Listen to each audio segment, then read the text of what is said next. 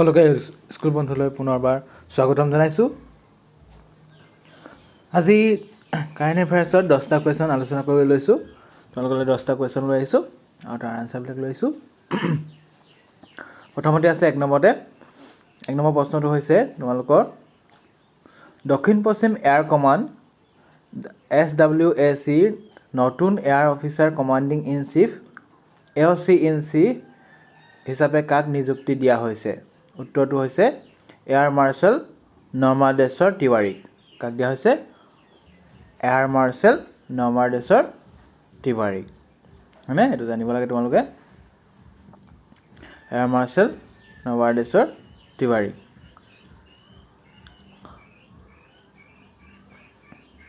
দ্বিতীয় প্ৰশ্নটো হৈছে তোমালোকলৈ লৈ আহিছোঁ মই। দ্বিতীয় প্ৰশ্নটো তোমালোকে জানিব। দ্বিতীয় প্ৰশ্নটোলৈ আগবাঢ়োঁ। গোৱাৰ উপকূলৰ ওচৰত IL-38 ST বিমানৰ পৰা এয়াৰ ড্ৰপেবল কণ্টেইনাৰ 150 ATCৰ সফল পৰীক্ষামূলক উৰণ কোনটো সংস্থাই চলাইছিল? উত্তৰটো হৈছে প্ৰতিৰক্ষা গৱেষণা আৰু উন্নয়ন সংস্থা DRDO আৰু ভাৰতীয় নৌসেনা। এই প্ৰশ্নটো তোমালোকৰ ইংৰাজী টাৰ্মছটো লৈ আহিছোঁ। তোমালোকে ইংৰাজী টাৰ্মছ এবাৰ চাই লোৱা। কি কৈছে? Which agency conducted the successful test flight of air droppable container 10 ATC from IL-1 ST aircraft of Goa coast?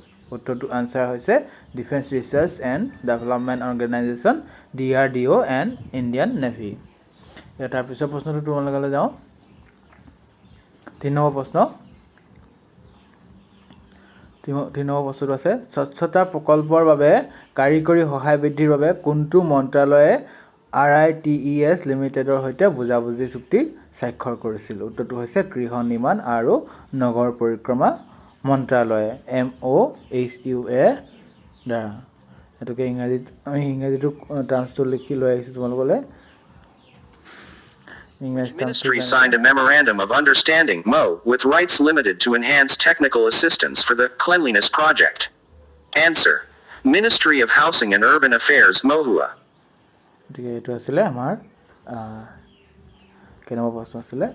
2 number হয়নে? এবাৰ আছিলে আমাৰ এবাৰ 4 নম্বৰ 3 নম্বৰ প্ৰশ্ন আছিলে এইটো। এবাৰ 4 নম্বৰ প্ৰশ্নলৈ যাওঁ।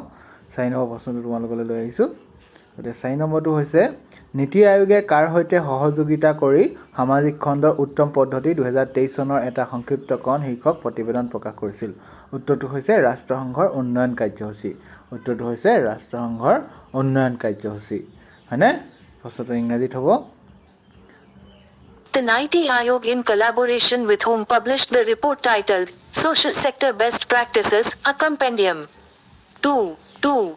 Answer: United Nations Development Program. এইটো আছিলে আমাৰ 4 নম্বৰ প্ৰশ্নটো। এবাৰ যাওঁ 5 নম্বৰ প্ৰশ্নটোলৈ। 5 নম্বৰ প্ৰশ্নটো হৈছে 5 নম্বৰ প্ৰশ্নটোলৈ যাওঁ।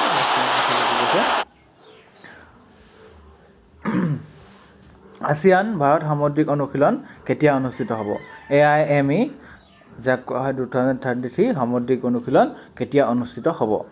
উত্তৰটো হৈছে 2023 চনৰ 2 মে'ৰ পৰা 8 মে'লৈকে অনুষ্ঠিত হ'ব AIME 2023। কুৱেশ্যনটো ইংৰাজীত এবাৰ শুনি লওঁ। When will the ASEAN-India Maritime Exercise AIME 2 be held?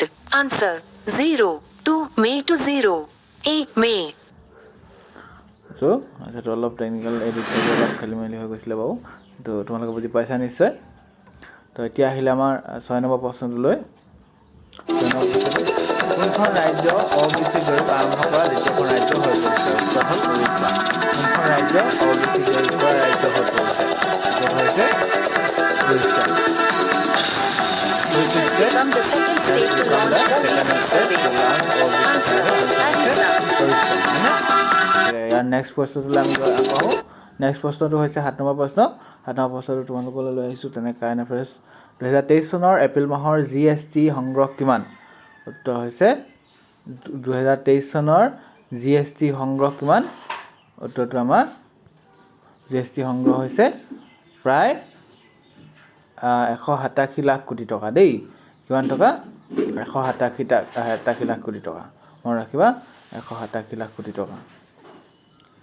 এবাৰ আহিছে কলিকতা উচ্চ ন্যায়ালয়ৰ মুখ্য ন্যায়াধীশ হিচাপে কাক নিযুক্তি দিয়া হৈছে তো কলিকতা উচ্চ ন্যায়ালয়ৰ মুখ্য ন্যায়াধীশ হিচাপে কাক নিযুক্তি দিয়া হৈছে উত্তৰটো হৈছে ন্যায়াধীশ ডি উত্তৰ কাক দিয়া হৈছে ন্যায়াধীশ ডি শিবঙ্গনমক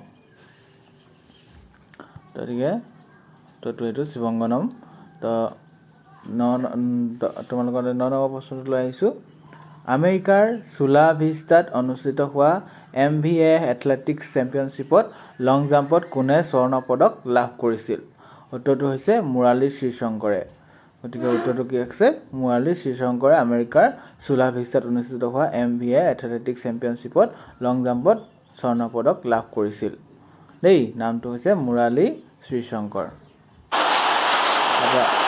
এবাৰ যাওঁ আমাৰ পিছৰ প্ৰশ্নটোলৈ গতিকে 10 নম্বৰ বা পিছৰ প্ৰশ্নটো তোমালৈ শেষৰ প্ৰশ্ন লৈ আহিছোঁ প্ৰতি বছৰে কেতিয়া বিশ্ব হাঁহপানী দিৱস পালন কৰা হয় প্ৰতি বছৰে বিশ্ব হাঁহপানী দিৱস কোন তাৰিখে পালন কৰা হয় মে মাহৰ প্ৰথম মঙলবাৰে অৰ্থাৎ আজি হয় নহয় আজি নহয় অৰ্থাৎ যোৱা কালি হৈ যোৱা কালি আমি মে মাহৰ প্ৰথম যিটো মঙলবাৰ হয় হেতুতে বিশ্ব হাঁহপানী দিৱস হিচাপে পালন কৰা হয় গতিকে এটো মে মাহৰ মঙলবাৰটোত হয়নে মে মাহৰ প্ৰথম যিটো মঙলবাৰ আহিব হেতুতে আমাৰ বিশ্ব হাঁহপানী দিৱস পালন কৰা হয় গতিকে এনেকৈ 10টা তোমালোকে কাৰেণ্ট এফেয়াৰ্ছ লৈছো এইটা কাৰেণ্ট এফেয়াৰ্ছৰ কোৱেশ্চন কিটা হয়তো মানে একদম কাৰেণ্ট আজি কালিৰ ভিতৰৰ তথ্য গতিকে এই তথ্যখিনি তোমালোকে দৰকাৰ হ'ব বিভিন্ন প্ৰতিযোগিতামূলক পৰীক্ষাত আৰু তথ্যখিনি বিভিন্ন ৱেবছাইটৰ পৰা সংগ্ৰহ কৰি এডিট কৰা হৈছে এডিট কৰোঁতে সময় নাটনি হোৱাৰ কাৰণে মাজে মাজে অলপ এডিটত খেলিমেলি হ'ব পাৰে গতিকে ধন্যবাদ থাকিল সকলোলৈ গতিকে সকলোৱে আশা কৰিছোঁ ভিডিঅ'টিটা খুলি ল'ব আৰু ইনফৰমেশ্যনখিনি যদি ভাল লাগে লাইক এটা কৰিবলৈ নাপাহৰিব